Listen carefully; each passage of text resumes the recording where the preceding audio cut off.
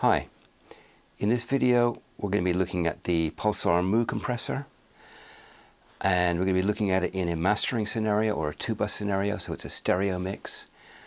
And we're going to have lots of guitars going on, bass and drums, a little bit more rocky, and we're going to put it through its paces, try some of the sidechain capabilities, and I hope you find it interesting and useful, and let's have a look.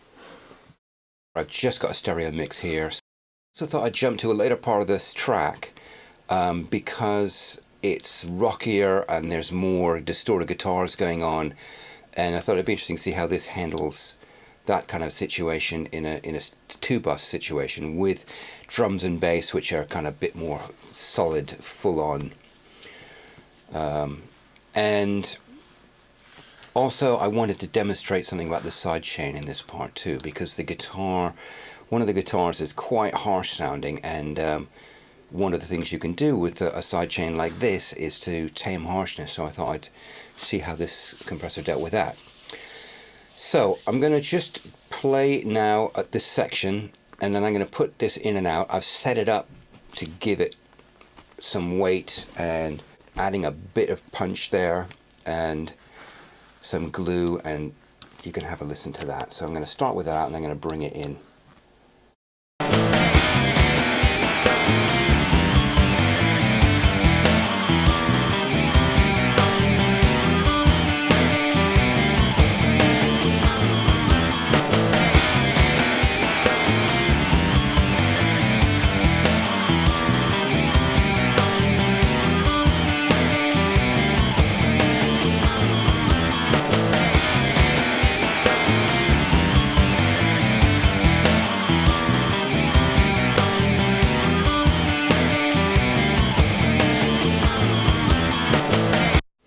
So, to me, I immediately hear the kick drum and the whole low end getting a solidity to it, and weight, a solidity and weight, and a bit more punch as well. But it's more about, to my ears, that solidness and that weight, foundation behind it. Really felt a loss of that as soon as I took it out, and it's also gluing everything nicely. So I'm going to try now and demonstrate the sidechain on this. That there's a guitar that's quite harsh, and the guitar to me sounds like it's around 4K, and I'm going to turn this up to 4K and start boosting around that area and see how that affects the harshness, because that's going to cause the sidechain, by boosting that frequency in the sidechain, is going to cause it to react more to those frequencies. And then I'm going to have a try with the high-pass filter. I can't remember what this is set at, but I think it's set quite high, but it will be probably a gradual slope down through 4K as well and beyond. So let's just try both of those.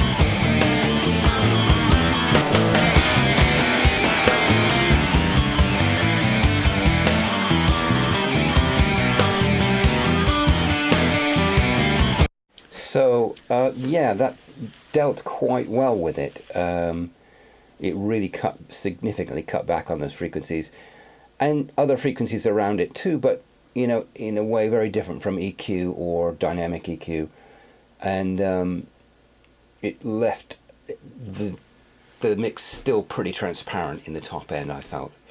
So yeah, I thought that was pretty effective. Now I'm going to try messing with the controls. I'll put it into limiter mode, and I'm just going to try a range of different approaches, just so you can get a feeling what it's like at different settings on the 2-bus.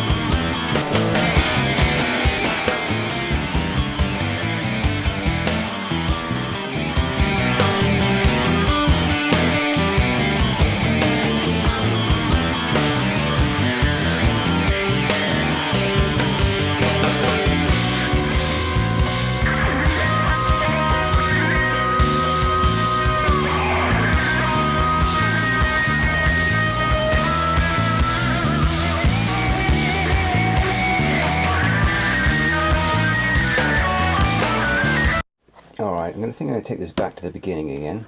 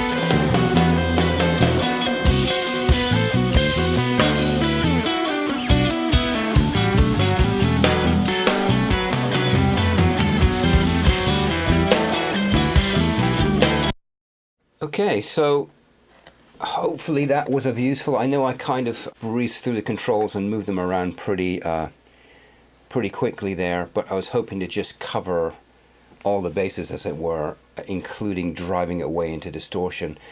And I have to say, in this context, it was some pretty nice juicy distortion coming out of this thing. Really, really nice.